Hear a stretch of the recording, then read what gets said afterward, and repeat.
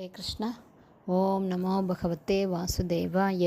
ஹரே கிருஷ்ணா. ஸ்ரீமத் பாகவதம் ஸ்கந்தம் 10 அத்தியாயம் 2 கர்ப்பத்திலிருந்த பகவானுக்கு தேவர்களின் பிரார்த்தனை என்னும் தலைப்பில் பதம் 36.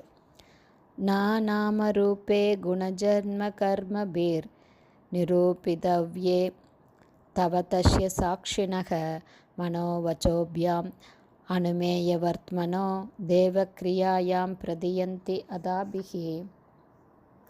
ஹரே கிருஷ்ணா. Purport by Srila Prabhupada. ஜெய் ஷீல பிரபாத். இதோட பர்பட் 3 ஆடியோவில் பார்த்துட்ருக்கோம். பேலன்ஸுக்கு பார்க்கலாம். பகவான் கிருஷ்ணர் ஒரு நபர் என்பதை அனைவரும் தெளிவாக காண்கின்றனர் என்றாலும் அவரிடம் உன்னத அன்பு கொண்டுள்ளவர்களால் மட்டுமே இந்த மகிமையை உணர முடிகிறது.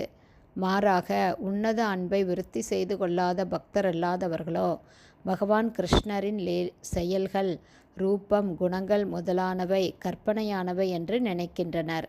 எனவேதான் நாமரூபே குணஜன்ம கர்மபீர் நிரூபிதவ்யே தவ தக்ஷே சாட்சிணக என்று இந்த ஸ்லோகம் விவரிக்கிறது. இது தொடர்பாக ஸ்ரீல விஸ்வநாத சக்கரவர்த்தி தாகுரார் பின்வரும் உதாரணத்தை கொடுக்கிறார். கற்கண்டு இனிக்கும் என்பது எல்லோருக்கும் தெரியும். என்றாலும் மஞ்சள் காமாலையால் பீடிக்கப்பட்டவர்களால் அதன் இனிப்பை சுவைத்து அனுபவிக்க முடியாது.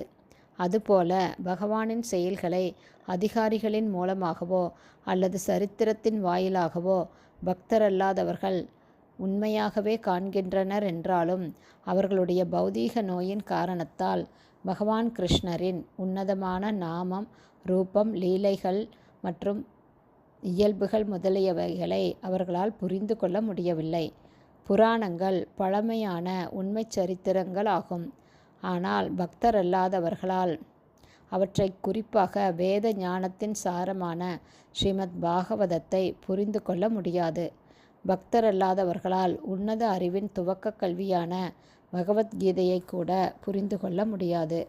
அவர்கள் வெறும் மனக்கற்பனையில் ஈடுபட்டு பகவத்கீதைக்கு அர்த்தமற்ற முரண்பாடான விரிவுரைகளை எழுதுகின்றனர். பக்தியோக பயிற்சியின் மூலமாக உன்னத படித்தரத்திற்கு ஒருவன் தன்னை உயர்த்தி கொள்ள வேண்டும். இல்லையென்றால் பரமபுருஷ பகவான் கிருஷ்ணரையோ அவரது நாமம், ரூபம், அவரது லீலைகளையோ ஒருவனால் புரிந்து கொள்ளவே முடியாது. ஆனால் தற்செயலாக பக்தர்களின் சகவாசத்தின் மூலமாக பகவானையும் அவரது அம்சங்களையும் உள்ளபடி ஒருவன் புரிந்து கொள்வானாயின் உடனே அவன் முக்தி பெற்றவன் ஆகிறான். ஸ்ரீமத் பகவத்கீதையில் 4ஆம் அத்தியாயம் 9வது பதத்தில் பகவான் கிருஷ்ணர் பின்வருமாறு கூறுகிறார். ஜன்ம கர்ம ச மே திவ்யம் ஏவம் யோ வேத்தி தத்வதக த்யக்த்வா தேகம் புனர்ஜென்ம நைத்திமாம் ஏதி சோ அர்ஜுன. எனது தோற்றம் மற்றும் செயல்களின் உன்னத இயற்கையை அறிந்திருப்பவன் இந்த உடலை விட்டதும் மீண்டும் இந்த ஜட உலகத்தில் பிறவி எடுப்பதில்லை. அர்ஜுனா, அவன் என்னுடைய நித்திய உலகத்தை அடைகிறான், ஆன்மீக உலகை அடைகிறான் என்பதே மேற்கூறிய ஸ்லோகத்தின் பொருளாகும். எனவே பரமபுருஷ பகவானிடமுள்ள அன்பினாலும் பாசத்தினாலும் பக்தர்களால் தங்களுடைய வார்த்தைகளை கொண்டு தங்களுடைய மனதை வெளிப்படுத்த முடிகிறது. ஸ்ரீமத் பகவத்கீதை கூறுவது போல மற்றவர்களால் இதை செய்ய முடியாது.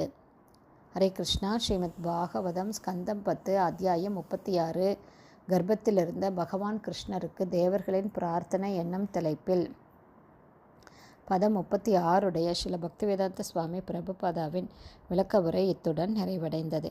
ஹரே கிருஷ்ணா. ஸ்ரீல குருதேவுக்கு ஜெய். பிரபுபாதுக்கு ஜெய். ஹரி போல்.